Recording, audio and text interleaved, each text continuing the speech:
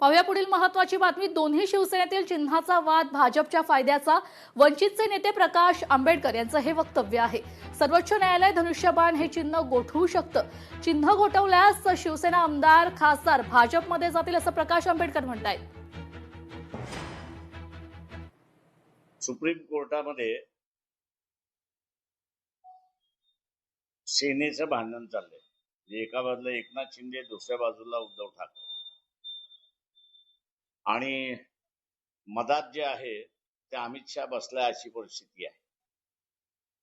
कधी या बाजूचं टाळू लोणी खातोय, कधी त्या बाजूचं लोणी खातोय, अशी असणारी अवस्था आहे।